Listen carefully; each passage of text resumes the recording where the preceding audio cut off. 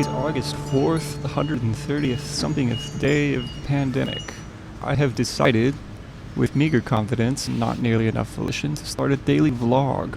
The full moon poses pride in Aquarius today, making everybody a little more superstitiously prone to accidents, like dropping shit in the kitchen or burning popcorn. This is why I told you not to cook! It also tends to make people overconfident and do things like start vlogs. So the nodes of Leo and Aquarius are sort of like performer and audience. At least that's how typical New Age people tend to read this kind of shit.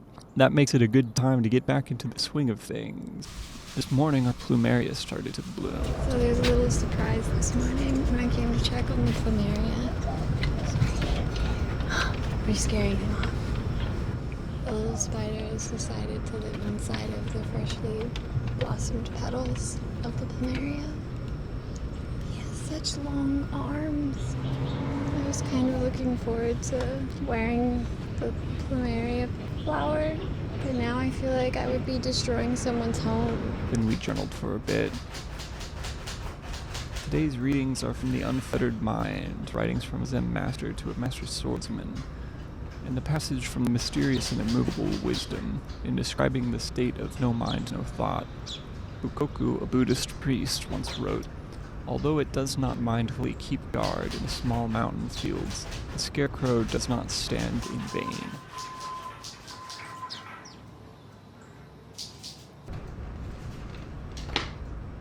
My skills as a filmmaker have been slacking quite a bit lately. I figured a daily video might reignite that old naive passion.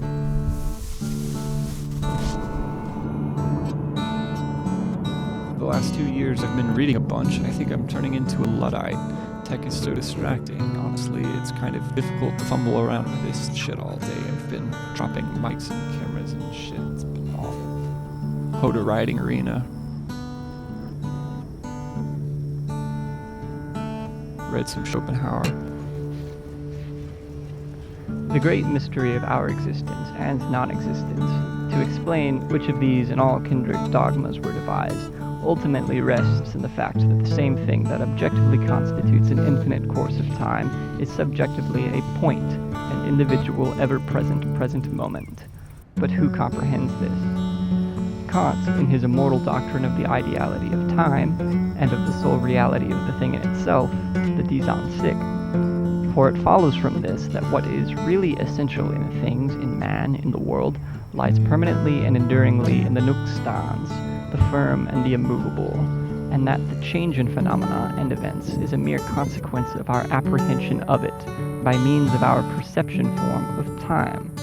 Accordingly, instead of saying to men, "Ye have arisen through birth, but are immortal," one should say, "Ye are not nothing," and teach them to understand this in the sense of the saying attributed to Hermes Trismegistus, "Tu gar an I estai," for that which is must always be.